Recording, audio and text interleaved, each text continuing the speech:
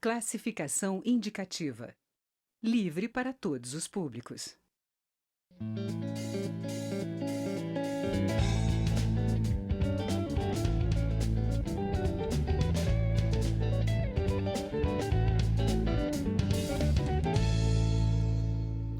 Olá! Os parlamentares ligados ao setor rural se preocupam com os impactos do projeto da reforma da Previdência na forma original, como foi apresentado, e como o governo pretende que seja aprovado. Os pontos mais sensíveis são a questão da aposentadoria rural e as regras do BPC, o benefício de prestação continuada. Partidos de centro se mobilizam em relação a esses dois tópicos e lutam para fazer com que o governo não avance nas conquistas do homem do campo no que se refere aos direitos previdenciários. O deputado Silvio Costa Filho, do PRB de Pernambuco, é um dos parlamentares preocupados com esse tema. Ele é vice-presidente da Comissão Especial da Reforma da Previdência e presidente da Frente Parlamentar em Defesa do Novo Pacto Federativo, que ele vê como uma condição fundamental para a retomada do desenvolvimento do país. Eu sou Mariana Monteiro e este é o Palavra Aberta, um programa da TV e da Rádio Câmara. Olá, deputado, como vai? Olá, Mariana, um prazer poder participar do seu programa. Bem-vindo ao Palavra Aberta. Obrigado. Queria primeiro saber do senhor quais são os próximos passos da reforma da Previdência. Olha, nós concluímos as audiências públicas, foram mais de 10 audiências públicas. Nós tivemos a oportunidade de ouvir mais de 70 entidades da sociedade civil organizada, ouvindo vários canais institucionais de participação popular, tanto do setor produtivo quanto do movimento do trabalhador rural, e foi muito enriquecedor. Eu acho que os deputados, tanto da oposição quanto da situação, puderam discutir o mérito da reforma, se ater aos temas mais sensíveis que chegou do texto do governo federal, e acho que a casa ganha com essa discussão, porque agora, até o dia 15, nós esperamos que o relator Samuel Moreira ele possa apresentar o seu relatório e a gente, quem sabe, até o dia 20 de junho, nós votarmos o texto da reforma da Previdência nas comissões.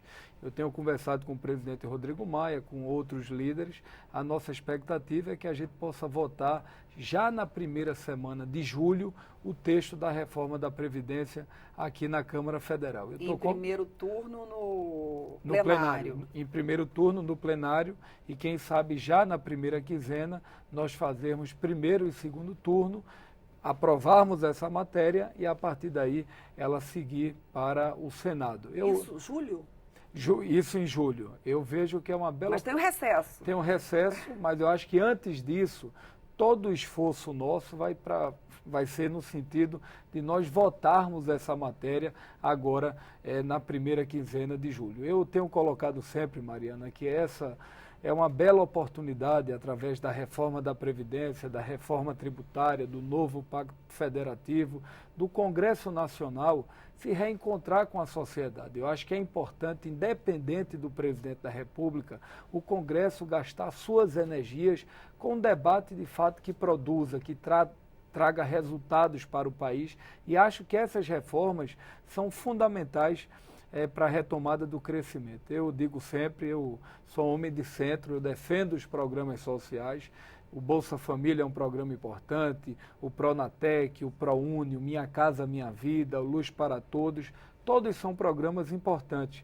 Mas o programa mais importante do Brasil, na minha avaliação, é o emprego e a renda. E a gente só vai retomar o emprego com investimento público. E para isso é importante que as reformas avancem. E eu estou muito confiante que essas reformas passem, quem sabe ainda esse ano, aqui no Congresso Nacional. Já que o senhor falou dos programas sociais, nesse governo que mandou a reforma para cá, houve vários cortes em vários desses programas. O senhor não acha que poderia haver uma manutenção desses programas enquanto a economia não deslancha depois de reformas como a da Previdência, a tributária, que é o que o governo acredita? Olha, eu acho que houve, de certa forma, um certo equívoco na minha avaliação do governo federal em ter contingenciado, nesse momento, recursos da educação. Eu acho que era importante contingenciar outras áreas e buscar automaticamente o não contingenciamento e que esses recursos fossem preservados. Eu acho que muitas vezes o importante não é só o que se diz, é o que as pessoas entendem. E o que passou para a opinião pública é que o recurso foi cortado da educação. Eu acho que o governo poderia ter acertado melhor na comunicação e não ter mexido. Mas, paralelamente, o governo avança em outra direção. O governo se comprometeu, esse ano agora, de dar o 13º do Bolsa Família. Isso terá um impacto importante na economia. O que é que a gente tem observado? É que, naturalmente, o governo tem os seus erros, tem os seus acertos, mas eu acho que o grande ativo do governo Bolsonaro hoje é a agenda econômica do ministro Paulo Guedes. E o meu sentimento, o sentimento do nosso partido, é que nós precisamos preservar a agenda econômica do ministro, avançar nas reformas, porque através disso a gente vai poder melhorar os programas sociais, retomar emprego, retomar investimento público e fazer com que o Brasil volte a crescer. Eu acho que nós temos aí, como eu disse, uma bela oportunidade. Vamos voltar um pouquinho para a Previdência? Pois não. O senhor, então, os senhores, né, na comissão ouviram diversos setores da sociedade preocupados com o que podem sofrer e outros que talvez achem importante também que as modificações. Quais foram os principais gargalos, digamos assim? Olha, eu acho que a gente tem um tema que eu acho que une toda a casa hoje, ou quase toda, que é a necessidade de tirar o aposentado rural. Eu já disse, quando fui convidado pelo meu partido, que eu não teria condições de votar na reforma da Previdência se o trabalhador rural estivesse na reforma. Eu sou neto de um cortador de cana e eu sei, Mariana, as dores e sorrisos do que é um trabalhador rural.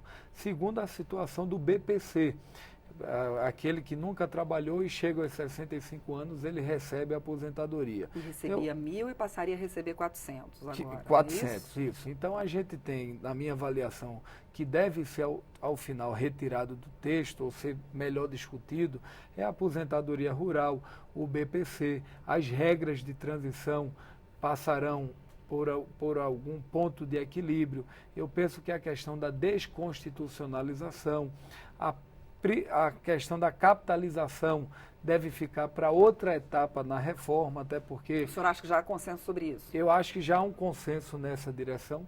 E o que é crescente aqui na casa é a gente poder mexer em alguma coisa no abono, mexer no professor, ou seja, tirar o professor da reforma. Professores e professoras, como é que vai ficar? Que é um impacto de 12 bi em 10 anos. Eu acho que é possível que o professor ele saia da reforma da Previdência.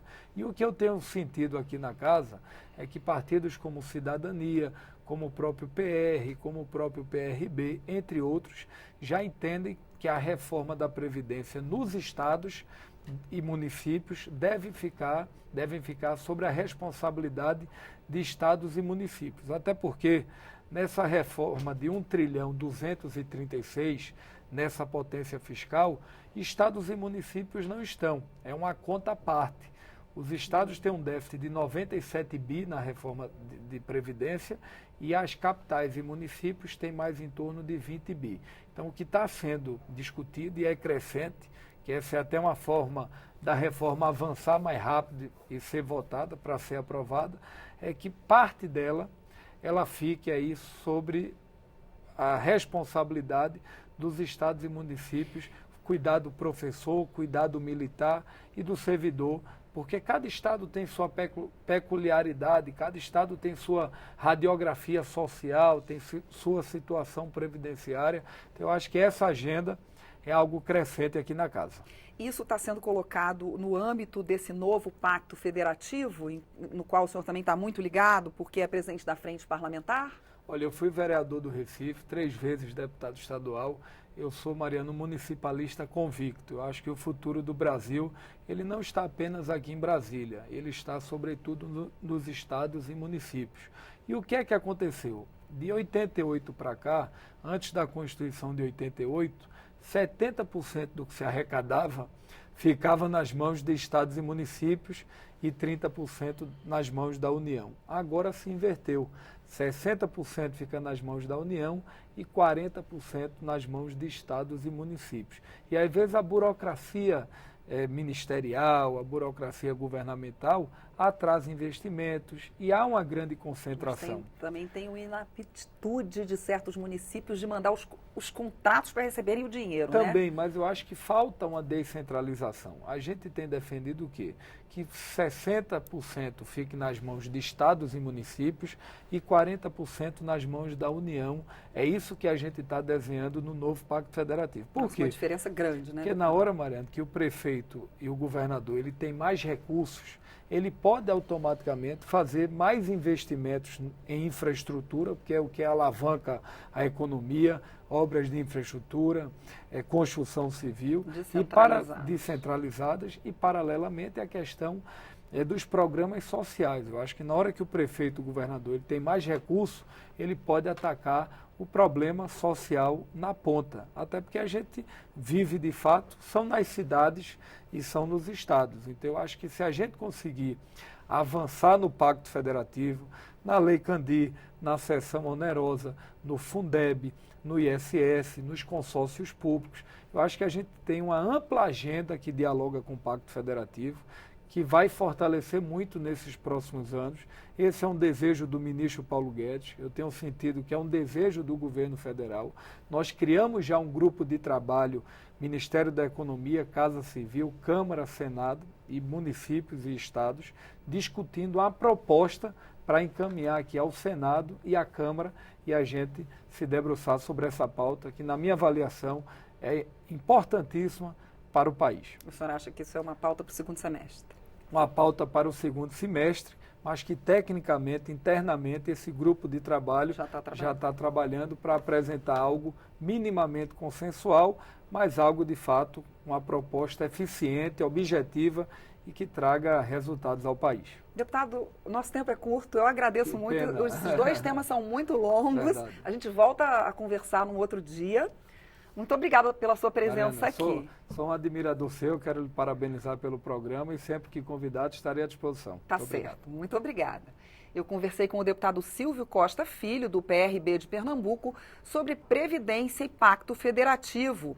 Ele é vice-presidente da Comissão Especial da Reforma da Previdência e presidente da Frente Parlamentar em Defesa do novo Pacto Federativo. Eu sou Mariana Monteiro e este é o Palavra Aberta, um programa da TV e da Rádio Câmara. Para rever esta e outras edições, é só acessar câmara.leg.br/palavra aberta. Até mais.